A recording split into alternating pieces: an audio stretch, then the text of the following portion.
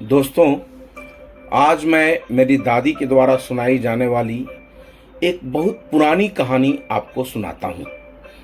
एक मैना थी। वो एक दाल का दाना चोंच में लेकर आई और खूंटे पे बैठकर खाने लगी। लेकिन वो दाना उस बांस के खूंटे के एक छेद में अटक गया। बेचारी मैना ने चोंच से निकालने की बहुत कोशिश की, लेकिन सफल नहीं हो सकी।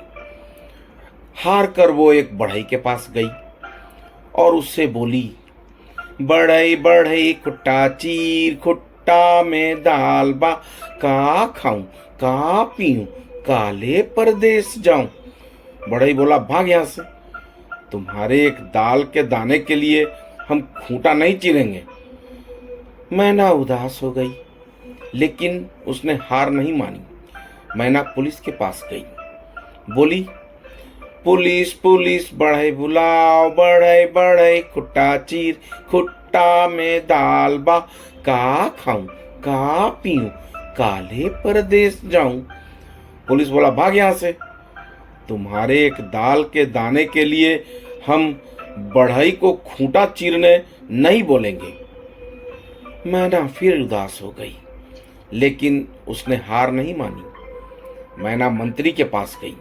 बोली, मंत्री मंत्री पुलिस बुलाओ, पुलिस पुलिस बढ़ई बुलाओ, बढ़ई बढ़ई खुट्टा चीर, खुट्टा में दाल बा, का खाऊं का पीऊं, काले परदेस जाऊं।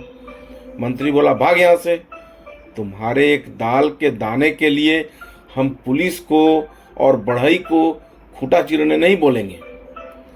मैना फिर उदास हो गई, लेकिन उसने हार नहीं मानी। मैना सीधे राजा के पास गई। बोली, राजा राजा मंत्री बुलाओ, मंत्री मंत्री पुलिस बुलाओ, पुलिस पुलिस बढ़ई बुलाओ, बढ़ई बढ़ई खुट्टा चीर, खुट्टा में दाल बा, का खाऊं का पीऊं, काले परदेस जाऊं। राजा बोला, भाग यहां से। तुम्हारे एक दाल के दाने के लिए हम मंत्री और पुलिस को बोलकर बढ़ई को खूंटा चीरने नहीं बोलेंगे।